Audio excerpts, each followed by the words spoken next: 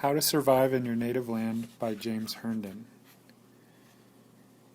The second thing was that all the great notions we had, all the ideas for things to do, all our apparatus for ensuring a creative, industrious, happy, meaningful class, didn't seem to excite the kids all that much. Most of the kids didn't want to do any of them at all, anytime. They didn't want to write to the Peace Corps. They didn't want to bring cigar boxes and make avant-garde environments. They didn't want to make plaster statuary. They didn't want to write stories. They didn't want to paint left-handed or make up new languages. They didn't want to do a fucking thing except use that fucking permanent hall pass in the way it was supposed to be used. Namely, to take it and leave the class, roam around, come back in, leave again, roam around, and come back in. When they went out, they would say, "There's nothing to do around here," and leave. And when they came back, they would say, "There's nothing to do out there." And everyone would agree and say that a while, and bitch about the number of adults and narc rally boys who made them show their passes and brag to each other about how they had told off the chicken shit narcs of all sorts. And for the first few days, we were besieged by teachers and rally boys asking, were those unbelievable permanent hall passes valid? And we'd say yes.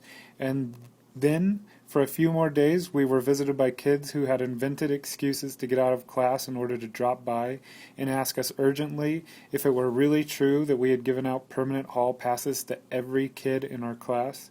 And we'd say yes.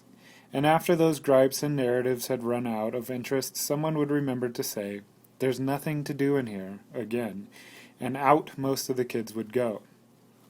Well, as a lesson plan, there is nothing I can recommend quite so highly as a permanent hall pass. After a while, Frank and I, on the edge of complete despair, began to figure out what was wrong with the ideas that had worked so well in our regular classes. It was very simple.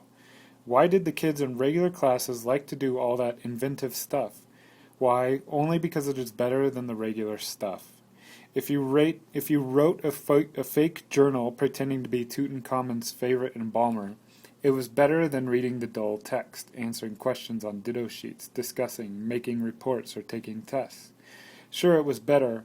Not only that, but you knew the teacher liked it better for some insane reason, which you didn't have to understand, and you would get better grades for it than you were used to getting in social studies or English.